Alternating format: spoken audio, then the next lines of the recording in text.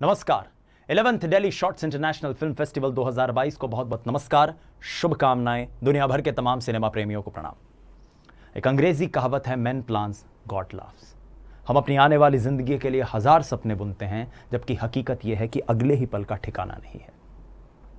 कुछ इन्हीं विचारों को लेकर बनाई गई है हमारी फिल्म डेजर्ट डेजी, जो कहती है कि जैसी भी, जो भी, जितनी भी जिंदगी भगवान ने दी है उसे जी लीजिए, कहीं ऐसा न हो देर हो जाए। मसलन पिछली बार कब हमने मिट्टी को हाथ में लेकर उसकी खुशबू को महसूस किया था? पिछली बार कब हमने अपनी मां से कहा था कि मेरे बालों में तेल लगा दो? ये वो मासूम से विचार हैं जो कहीं पीछे छूट गए हैं, क्योंकि हम अपने सपनों को पूरा करने में व्यस्त हैं। हमें लगता है कि कभी वक्त मिलेगा तब इन कामों को करेंगे, कहीं ऐसा न हो कि वक्त ही ना बचे। इसके माध्यम से एक ही बात मैंने कहने की कोशिश की है कि जो हमारा वर्तमान क्षण है, हम उसको जिएं, उसको भोगें। हम किसी अननोन एक बहुत बड़ी खुशी की तलाश में छोटी छोटी खुशियों को खत्म ना करें। इस फिल्म को बनाने में बहुत सारे रोड ब्लॉक्स आए। सबसे बड़ी बात तो थी कि इसकी लोकेशन जिस तरह की चाहिए थी, उसके लिए मुझे साल भर लगभग 10 शहरों में घूमना पड़ा और तब जाके ये लोकेशन मिली। हमारी फिल्म डेजर्ट डेजी कोविड काल में लिखी गई है।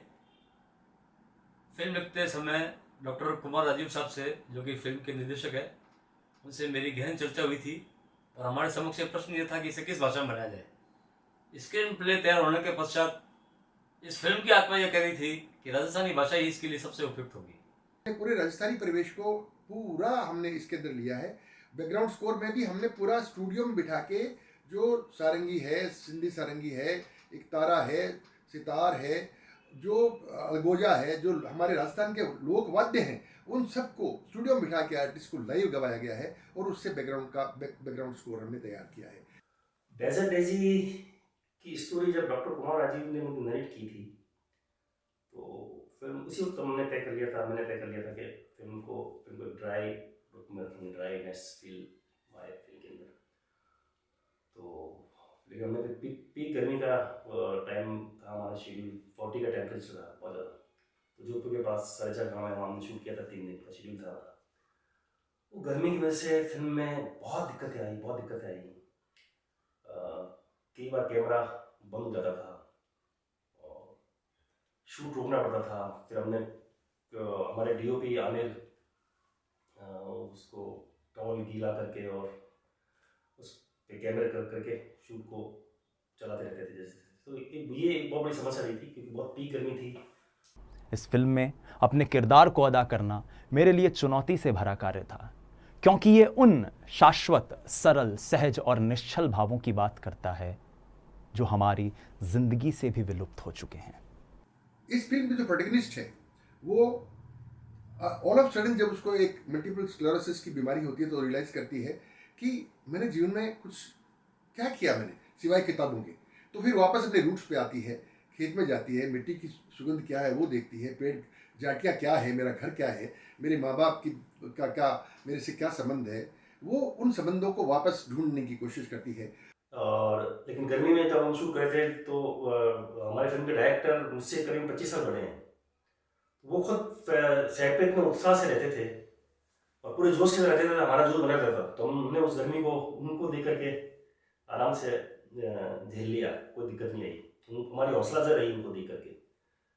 फिर फिल्म के क्लाइमैक्स के दिन काफ़ी सारा रश था, बहुत भीड़ थी। सनसेट के टाइम वो शूट करना था हमको। हमारा तो सेटअप लगा, इतनी सारी भीड़, क्राउड होता है, तो उसको सबको कंट्रोल करना।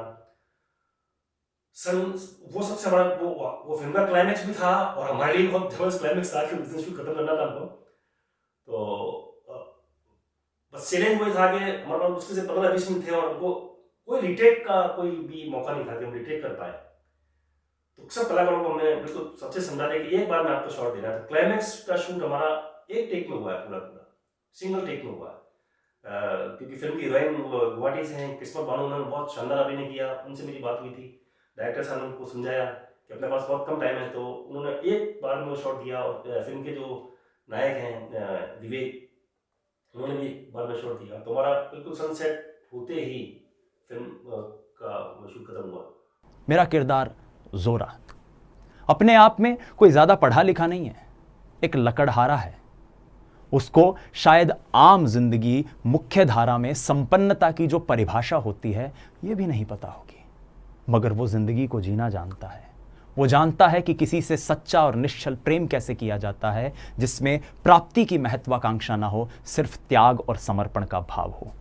इस किरदार को निभाना अपने आप में जिंदगी की सबसे खुशनुमा सीख थी जो मुझे इस फिल्म के जरिए मिली। आप सभी को 11th daily shorts international film festival के आयोजन के लिए बहुत बहुत शुभकामनाएं, और जिन सब भाइयों की फिल्में सेलेक्ट हुई हैं उन सबको बहुत बहुत मुबारकबाद, और आप सबको वापस एक बार शुभकामनाएं। धन्यवाद।